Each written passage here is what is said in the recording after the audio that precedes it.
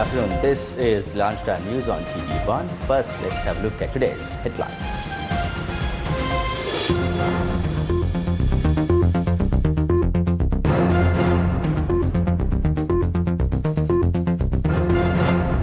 Sunil Jayawardena, a candidate of the upcoming election and trade union leader, killed. Police officers involved in dispersing frontline Socialist Party protesters directed for quarantine. Government to use alternative measures to disperse protesters in the future.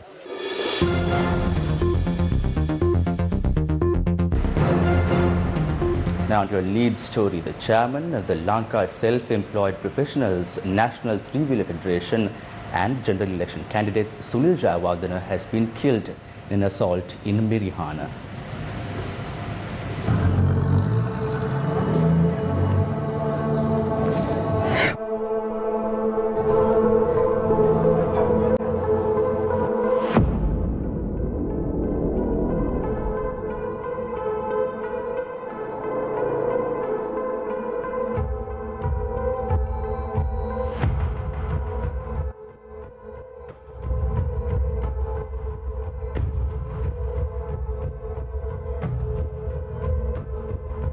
Footage recorded by a bystander showed a group surrounding Sunil Jayawardena and assaulting him. Sri Lanka police said he was assaulted inside a leasing company located in Mirihana. Sunil Jayawardena, 53 years old at the time of his demise, had visited the leasing company to discuss matters related to a leasing issue of a three-wheeler owned by a member of the Sri Lanka Self-Employed Professionals National Three-Wheeler Federation. Sri Lanka police arrested 8 people in connection to the assault and murder, and they will be produced in court today. The Mirihana police is further investigating the incident. The late Sunil Jayawardena was a candidate of the independent group 26 set to contest the general election from the Colombo district.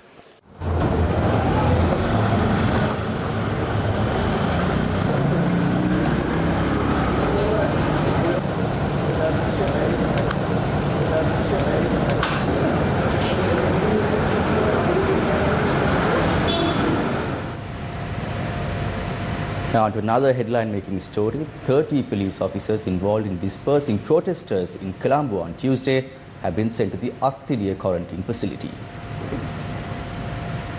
On the 9th of June, activists from the Frontline Socialist Party protested opposite Kolpidi Junction as well as Town Hall in Colombo against the death of George Floyd in the United States of America. The police was deployed to disperse them, and the officers were not wearing face masks, nor did they maintain social distancing.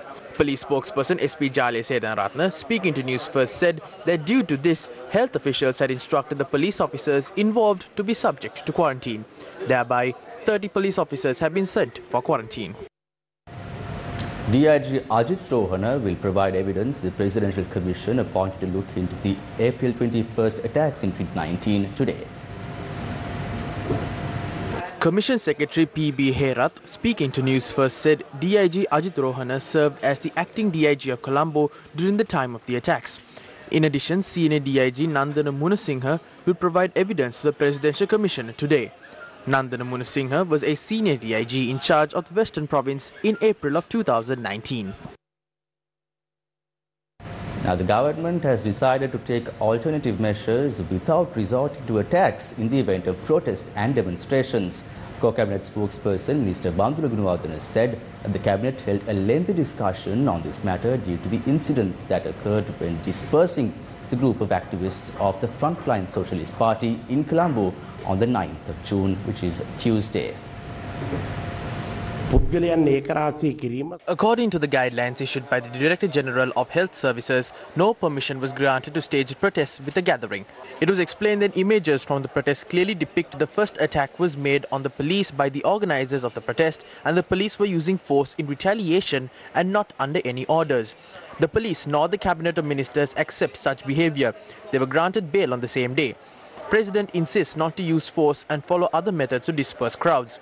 Under the security and health guidelines to prevent the spread of COVID-19, the involved parties should be directed to 14 or 21 days of quarantine, similar to police officers involved in dispersing protesters who were directed to quarantine.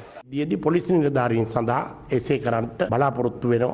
ඒ සමහර විට අද කරනවා ඇති. 10 new COVID-19 cases were reported in the island yesterday. Now, 7 of them were reported to be Sri Lanka Navy sailors. The health minister said the rest of the infected are repatriates from overseas. The total confirmed COVID-19 cases in the island has increased to 1,869, with the health ministry saying 736 patients continue to receive treatments in hospitals. However, the total number of cases, 1,124, have recovered and discharged from hospitals. Cabinet co-spokesperson Minister Bulletin spoke about the Suraksha insurance scheme as well as providing school uniform material to students at the Cabinet media briefing today. The Suraksha insurance scheme. Approval was granted by the Cabinet to continue the Suraksha insurance scheme with Sri Lanka Insurance, which is a 100% entity. The Minister of Education changed the system to provide uniform material for school students. It was done through a voucher and a sum of money was given through it. Since the textile industry saw a collapse in the country, the stakeholders have held discussions regarding the matter with the Minister of Industry, Bimal Veeravansha, and said that the required amount of textile can be manufactured within the country. අවශ්‍ය රෙදි ප්‍රමාණය නියත වශයෙන් මේ රට තුල නිෂ්පාදනය කළා දෙනවා කියන. The National Election Commission said postal voting for the 2020 general election will take place across 4 days. Commissioner General of the NEC, Saman Sriratnayaka, speaking to Newsfirst, said postal voting will take place on the 13th, 14th, 15th and 16th of July. He said the process of casting postal votes and the guidelines which need to be followed will be issued in due course. Yesterday, the National Election Commission announced that the 2020 general election will take place on the 5th of August. And that's a wrap of Lunchtime News here on TV1. For more news, join us again at 9 tonight on Primetime News. Have a great and safe afternoon.